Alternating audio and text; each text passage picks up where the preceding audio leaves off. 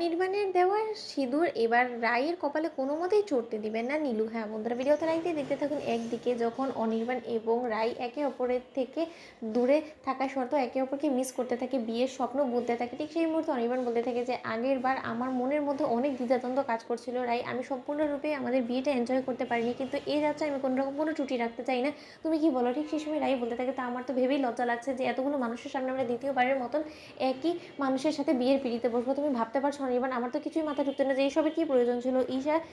যেই পরিমাণে চটে উঠেছে যাতে তার যে হোক কেন আমি ঈশার কথায় আপত্তিও করতে পারছি না, কারণ হাজার হোক আমি তো ওর কাছে ঋণী, তাই আমি ওর কথা শুনতেও বাধ্য। ঠিক সেই সময় অনির্বাণ বলতে থাকে যে জানো তো, যাই হোক না কেন একটা কথা আমার কোনো মতে অস্বীকার করলে চলবে না, আমি মন থেকে চেয়েছিলাম যে আমি যাতে তোমাকে নতুন করে আবারও নিজের মতো করে পাই, আর সেটা যে আমার কোনের রূপে পাবো সেটা আমি কোনোদিনও কল্পনা করতে পারিনি, কিন্তু ঈশার দৌলতে আজকে সেই জিনিসটাও আমার কপালে জুটছে। ঠিক সেই সময় নীলাঞ্জনা বলতে থাকে যে রায় দিদিভাই বিয়ের স্বপ্ন বুনছিস, বোন যত পারিস স্বপ্ন দেখে নে, কারণ তোর সেই বিয়ের দিনই হবে তোর জীবনের শেষ দিন, কারণ তুই বেঁচে থাকতে কোনো মতে আমি শান্তিতে থাকতে পারবো না, সেটা আমি স্পষ্টভাবে বুঝে গিয়েছি, তাই অনিদার দেওয়া সিঁদুর তোর কপালে যাতে কোনো মতেই না উঠে সেই ব্যবস্থা এবার আমি করবো। একদিকে তুই তোর বিয়ের স্বপ্ন বুনছিস, আরেকদিকে আমি তোর জীবনের শেষ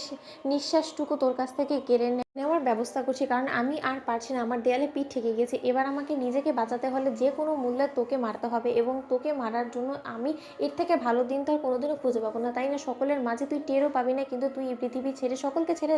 একবারে চিরকালের জন্য চলে যাবি, কারণ সকলের ভিড়ের মধ্যে আমি নিজেকে আড়াল করে এমনভাবে কায়দা করে তোর দিকে বন্দুক তাক করে তোর দিকে শ্যুট করাবো যেটা তুই কোনোদিনও কল্পনা করতে পারিস না। তখন আমি দেখবো যে সকলের সামনে তোর বুক ঝাঁঝরা হওয়ার পরও তুই কী করে বেঁচে থাকিস, কারণ তোকে যতবার মারার চেষ্টা করিস ততবারই তুই কোনো না কোনোভাবে বেঁচে গিয়েছিস, কেউ না কেউ সহৃদয়বান ব্যক্তি এসে তোকে দেবদূতের মতন বাঁচিয়ে নিয়ে চলে গিয়েছে আর আমাকে বিপদে ফেলে রেখে গিয়েছে, কিন্তু এই যাত্রাতে তো কোনো মতে আমার হাত থেকে রেহাই পাবি না, কারণ আমি সামনে না আসলেও আমার ভাড়া করা লোকই তোকে গুলি করবে, এবং সেটা কাকপক্ষিতেও টের পাবে না, এবং পুলিশ তাদেরকে ধরার আগে তারা ধরাছোঁয়ার বাইরে চলে যাবে, তখন তোকে মেরে ফেলার পেছনে যে বা যারাই জড়িত থাকুক না কেন তাদের খোঁজ কেউ করবে না, কারণ সকলে তো শোকে কাতর হয়ে যাবে তোকে হারানোর, তাই না? ঠিক সেই সময় অনির্বাণ হঠাৎ করে রাইকে বলে উঠে, আচ্ছা রাই, তোমার কি মনে হয় যে তুমি আরও একবার নীলাঞ্জনাকে ক্ষমা করে দিলে ও নিজের ভুলটা বুঝতে পেরে নিজের ভুলটা শুধরে নেওয়ার চেষ্টা করবে? আমার তো কোনো মতেই মনে হয় না, তুমি প্লিজ আর ওকে কোনো মতেই কোনো সুযোগ দিও না। ঠিক সেই সময় নীলাঞ্জনা আড়ি পেতে রাই এবং অনির্বাণের কথা শুনে ফেলে। অন্যদিকে রায় অনির্বাণকে আশ্বাস দিয়ে বলতে থাকে যে না অনির্বাণ, তুমি এই যাত্রায় কোনো মতে এটা ভেবে বসো না যে আমি নীলাঞ্জনাকে এমনি এমনি ছাড় দিয়ে দেবো, ওর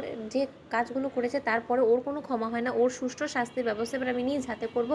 ওর বিচার এবার হবেই যে কোনো মূল্যেই। ঠিক সেই সময় নীলাঞ্জনা বলতে থাকে যে রায় দিবে, তুই বেঁচে থাকলে তো আমার শাস্তির ব্যবস্থা করবি, তোকে তো আমি বাঁচতেই দিব না, কারণ তুই বেঁচে থাকতে যে আমার ঠিক কী কী করুণ পরিণতি তুই করতে পারিস সেই সম্পর্কে আমার অলরেডি ধারণা হয়ে গেছে, আর এবার তো তোর বড় তোর পাশে আছে আমার ক্ষতি করার জন্য। তো বন্ধুরা, ভিডিওটি ভালো লাগলে লাইক এবং শেয়ার করে সাবস্ক্রাইব করতে ভুলো না।